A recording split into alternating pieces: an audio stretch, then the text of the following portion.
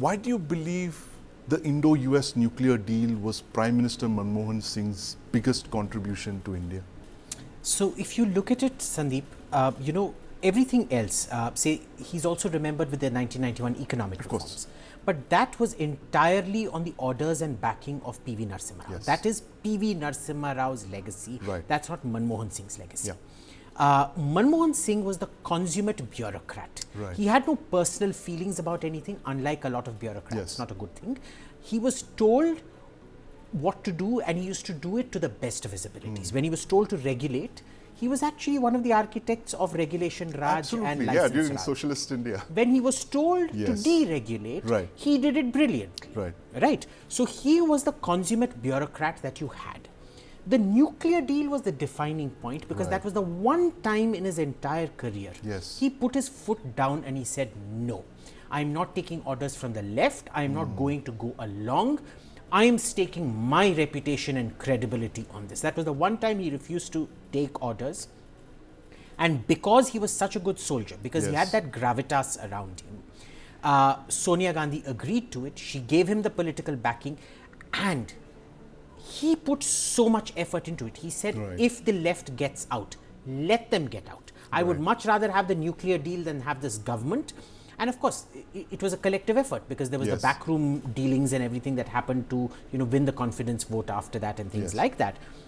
But that was his baby. Had there been no Manmohan Singh, sure, you can argue, had Vajpayee not Yes. tested, and then had it not been Jaswant Singh's adept diplomacy in getting those American sanctions to be lifted Yes. a year later, we wouldn't be. But this thing that broke India's nuclear sort of containment, The apartheid the that apartheid, was complete imposed on apartheid. us. It was as momentous Yes. as the end of apartheid in South Africa or Right. the end of segregation in America. It was as momentous as that. Because at that time, remember, our reactors were functioning at 20%, 30% Yes. capacity and things They were like that. literally People have starved of forgotten. fuel. They were starved of fuel. Yes. Today, we're talking about, hey, you're not giving me the dome technology. I want, the conversations have Yes. moved on so far. Right. And it was a very, and the mental agility it required to come up with that deal. Yes. To say, to talk about the bifurcation of our Civil system, nuclear, of our civil yes, and military absolutely. system, and to ensure supplies Yes. to everything coming, so that our Right. domestic resources could be diverted. On top of that, Yes. let's not forget, very shortly after that, it was under the UPA we procured mines in Niger, Yes. which now supply both our military and our civil. I mean, we don't admit they supply our military, but they supply pretty much Yes. everything. So, it was a sequence of events. Maybe the logical conclusion to that events was to go in rapidly for the construction of nuclear reactors, which Yes. did not happen, which I'm hoping will happen with the indigenous, because the indigenous Right. development was So that was going to be my prioritized. follow-up question to you, Abhijit. 20 years back, there was this promise of US nuclear reactor technology coming in, foreign nuclear reactor technology coming in. But today, all that we see is a whole lot of American military hardware, $20 billion worth of military hardware. Yeah. But no reactor technology. And there was a very good reason for it. I remember at that time, Manish Tiwari ji had explained it that way. We had a bruising debate, and there was that glint in his eye saying, well, I don't actually believe that. We now know why it happened. He said there was a bruising debate, and that is why, we needed to calm tempers down before we moved on to procurement. Right. That wasn't it. Remember, each nuclear technology requires a very specific kind of fuel Yes. that is processed a different way. It's a different isotope of uranium or Right. whatever you use. The end product is very different and has to be reprocessed a certain way. Reprocessing technology wasn't being offered to us at that point of Right. time. So we wanted a standardized Indian reactor to be developed, Right.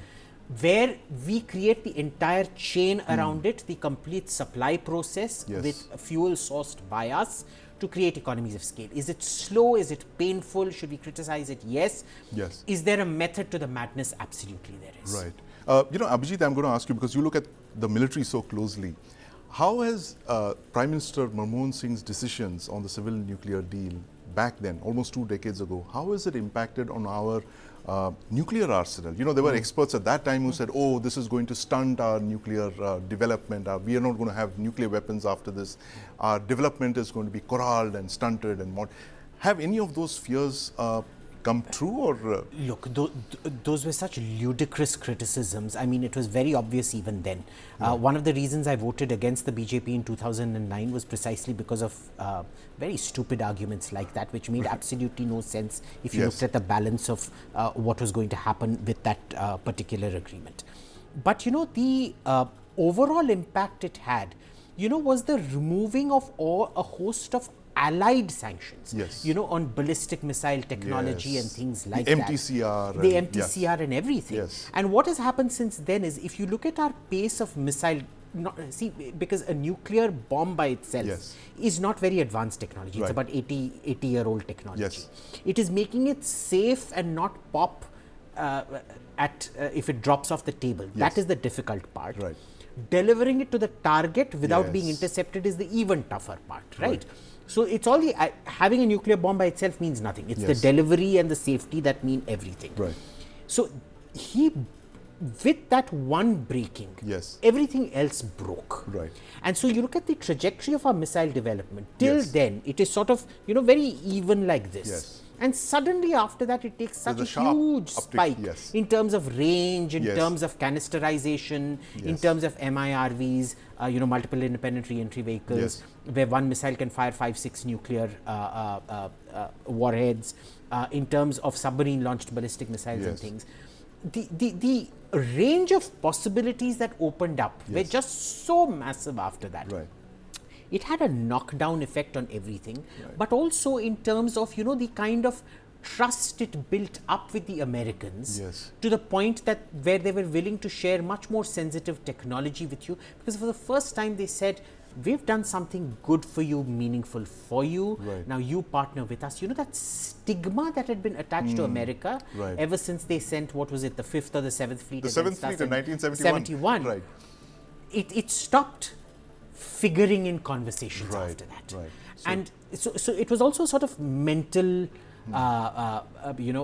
baggage that we lost in that sense. Mental baggage that we lost. And in fact, when you mentioned submarine-launched ballistic missiles, Abhijit, I was reminded of the launch of the Arihant in 2009, where Mrs. Gurusharan Kaur, of course, cracked the coconut in front of us in that secluded dry dock in Visakhapatnam.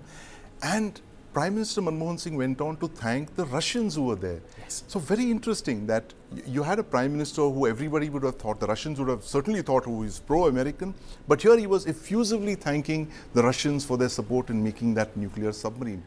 So it tells you of the sagacity of a man who's gone and done the right thing when it comes to the civil nuclear deal, and also he's paying respects to the Russians for helping us with that program. So, I think he's unfairly seen as the economic prime minister, when in fact he should be seen as the diplomatic prime minister. Because he was the guy that fixed our relationships with everyone.